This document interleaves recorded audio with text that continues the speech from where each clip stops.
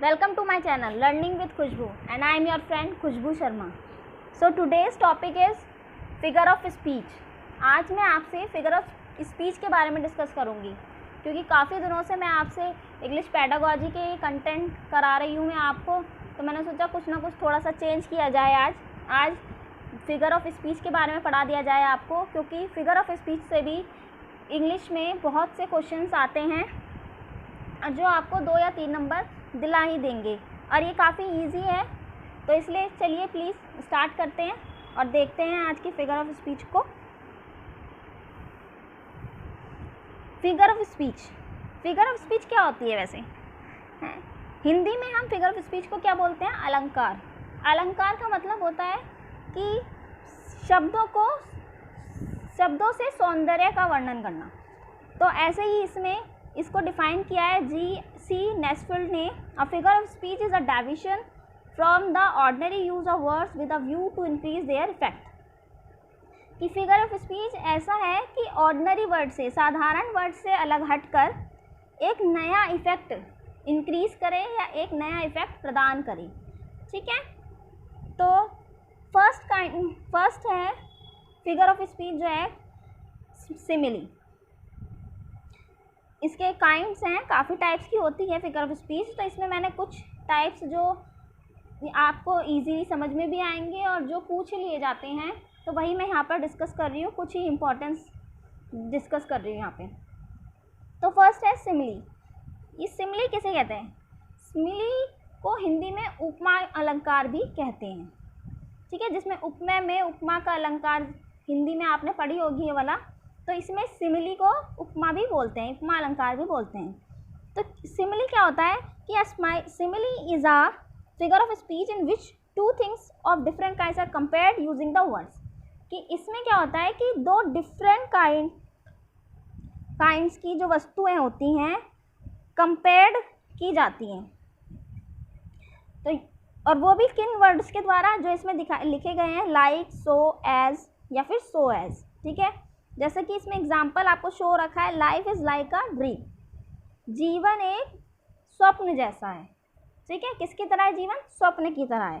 तो इसमें क्या करा है, दो डिफरेंट चीज़ें, जीवन और सपने को, दो डिफरेंट चीज़ों को कंपेयर किया गया है विद यूजिंग वर्ड। क्या वर्ड यूज़ किया है इसमें? लाइक।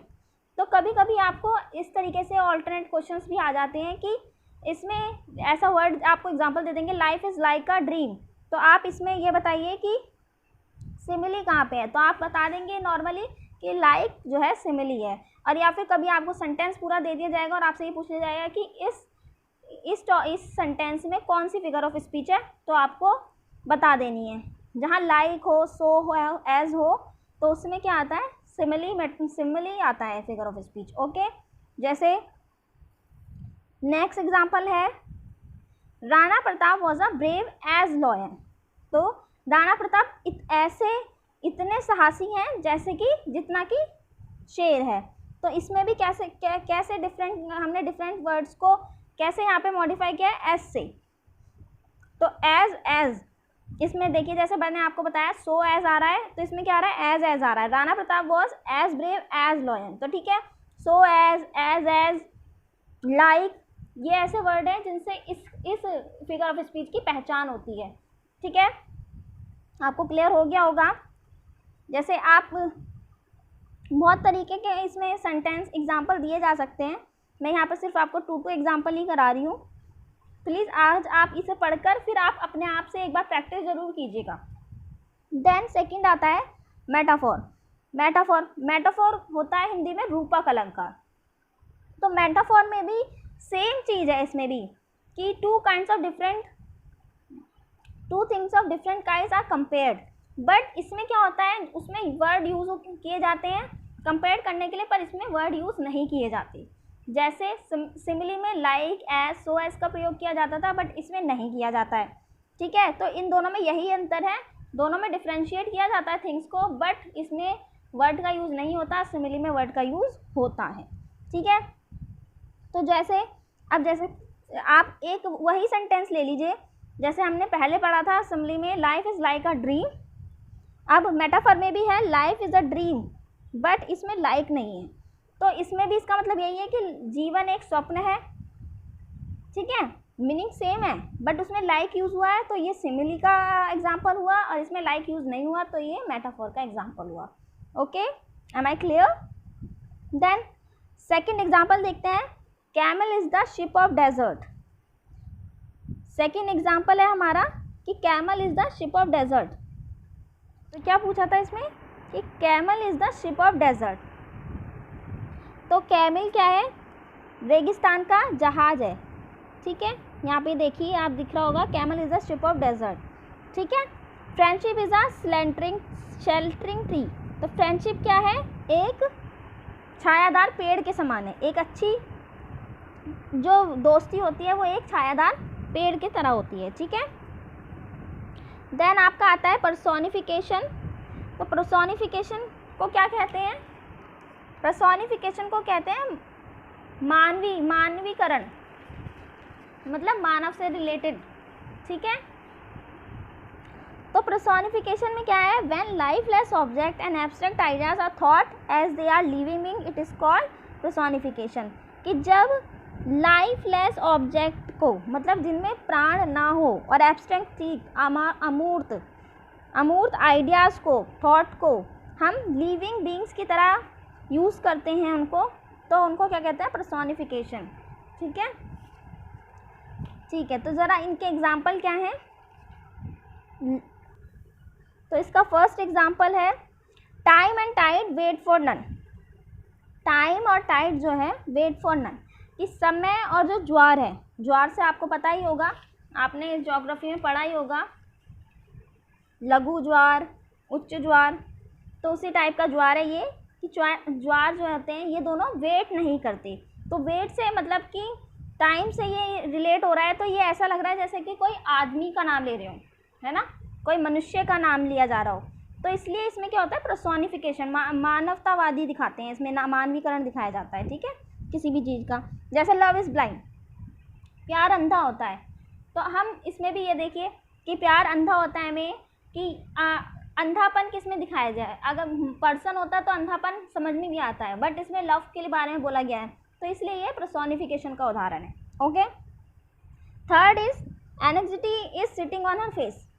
कि एनेक्सिटी, गुस्सा, चिंता जो था उसके फेस पर बैठा हुआ था। अब चिंता उसके फेस पर बैठी हुई थी, तो ऐसे कैसे हो सकता है? चिंता किसी के फेस पर कैसे बैठ सकती है बताइए? तो वो कोई पर्सन थोड़ी ना है, तो इसलिए ये भी पर्सोनिफिकेशन का उदाहरण है। ओके, अब नेक्स्ट पे चलते हैं, एपोस्ट्रॉफी। एपोस्ट्रॉफी तो आपके लिए बहुत इजी है, बिकॉज एपोस्ट्रॉफी में इतना कुछ समझाने का नहीं है, बिकॉज इसमें तो आप इनके इन्वर्टेड कॉमाज, हैशटैग्स या फिर जो भी कॉमाज हैं उनसे ही, अलास के साइंस पे से ही आपको समझ में आ जाएगा। तो it is direct address to the dead, absent, inanimate and abstract idea. ये डायरेक्ट एड्रेस करते हैं किसको? किसी मृत्यु को, एब्सेंट किसी के ना होने को, अनुपस्थिति को, एब्स्ट्रैक्ट आइडिया को, अमूर्त सोचने विचार को, या इनएनिमेट बेजान वस्तुओं को, ठीक है। तो जैसे इसके एग्जाम्पल है ओ वर्ड, ओ लाइफ, ओ टाइम। तो आपको इसमें संबोधन का साइन, एपोस्ट्रॉफी साइन दिख रहा है ना, तो इसी से ही इसकी पहचान हो जाती है। तो इसमें कोई कुछ ज़्यादा आपको समझाने की ज़रूरत नहीं है एपोस्ट्रॉफी में। ओके, आप ये देख लीजिएगा। फिर नेक्स्ट है ऑक्सीमोरन। ऑक्सीमोरन को हिंदी में विरोधाभास कहते हैं। विरोधाभास मतलब कि जहाँ टू अपोजिट आइडियाज़ एक साथ रखे होते हैं, मतलब एक साथ दिखते हैं, तो वहाँ पर ऑक्सीमोरन यूज़ होता है। जैसे कि लाइफ इज़ बिटर स्वीट, जिंदगी, जीवन क्या है? कड़वी भी है और मीठी भी है। तो दो अपोजिट आइडिया है ना, कड़वी और मीठी, तो एक साथ रखे हुए हैं, इसलिए इसे क्या कहते हैं? ऑक्सीमोरन, विरोधाभास प्रकट कर दिए। सेकंड है it is an open secret. तो वो क्या था? एक खुला रहस्य था। तो जब खुला था तो वो रहस्य कैसे होगा? अब जब वो रहस्य था तो वो खुला कैसे होगा? तो इसलिए ये भी विरोधाभास को प्रयुक्त करता है, इसलिए ये भी ऑक्सीमोरन है। ओके, नेक्स्ट आता है हाइपरबोले। अब हाइपरबोले क्या होता है? हाइपरबोले में होता है कि किसी भी चीज़ को बड़ा चढ़ाकर बोलना, अतिशयोक्ति अलंकार जिसे हिंदी में बोला जाता है, ठीक है। तो in hyperbole the things are represented as greater, as less, और बेटर और worse than they actually are. क्या करते हैं? इतना चीज़ को या तो बढ़ा के प्रयुक्त करेंगे, या फिर नीचा करके प्रयुक्त करेंगे, या फिर वर्स प्रयुक्त करेंगे, या फिर अच्छा प्रयुक्त करेंगे। ठीक है, तो ये जैसे इसके एग्जाम्पल दिए हुए हैं, she wept on oceans of tears, वो इतना रोई कि क्या हुआ, सागर भी पानी उससे आंसुओं से भर गया। तो अब इतना रोई मतलब इतना भी कोई रोता है कि भाई सागर सारा जो हमारा सागर है वो उससे भर गया, आंसुओं से भर गया, तो ऐसा नहीं होता ना, तो ये हाइपरबोले है। ठीक है, then the waves rose mountain high, तो लहरें इतनी ऊंची थी कि वो पर्वत से भी ऊपर चली गई, तो इतना भी नहीं होता ना, तो ये भी क्या होगा, विरोधाभास होगा, हाइपरबोल होगा।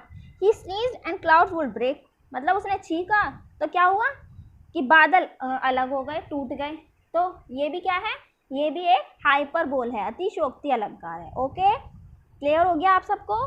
देन नेक्स्ट पे चलते हैं, नेक्स्ट पेज पे चलते हैं। अब ये लास्ट है हमारा ओनोमोटोपिया। ओनोमोटोपिया को क्या कहते हैं हिंदी में, ध्वनि सूचक, ये ध्वनि सूचक अलंकार है। ठीक है, onomatopoeia is a figure of speech in which the sound suggested the sense और मीनिंग, मतलब जहाँ पर साउंड से, ध्वनि से हम सेंस लगाते हैं, मीनिंग लगाते हैं। ठीक है, जैसे इसका एग्जांपल देखिए, can you hear the buzzing of bee, can you hear the buzzing of bee, तो क्या तुमने मधुमक्खी के चिनचिनाहट की आवाज़ सुनी। भिनभिनाहट जो मधुमक्खी करती है, भिनभिनाहट, चिनचिनाहट जो भी करती है, बजिंग करती है, तो can you hear the buzzing of bee, क्या आपने सुनी, मतलब तो ये पूछ रहा है, तो ये क्या है, एक ओनोमोटोपिया है कि साउंड से हमने ये पता लगा लिया कि वो क्या है, मधुमक्खी है या कुछ भी है, तो हमने उसके साउंड से बना देंगे। I hear the water lapping on the crack, मैं क्या सुन रहा हूँ कि पानी जो है वो किनारे तक आ पहुँचा है, मतलब किनारे को छू रहा है। ठीक है, तो आई हियर्ड, पानी किनारे को छू रहा है, तो कोई ऐसी चीज़ तो नहीं है जो बोल रही है, आवाज़ किसकी सुनाई दे रही है, पानी की सुनाई दे रही है कि किनारे से छू रही है, आवाज़ उस तरीके की आ रही है, तो ये क्या कहलाता है, ध्वनि सूचक ओनोमोटोपिया। ठीक है, तो ये आज के हमारे फिगर ऑफ स्पीच थे। अगर आपको पसंद आए हो तो please like, share and subscribe कीजिए चैनल को, और please press the bell icon for more notification. Thank you, thanks for watching.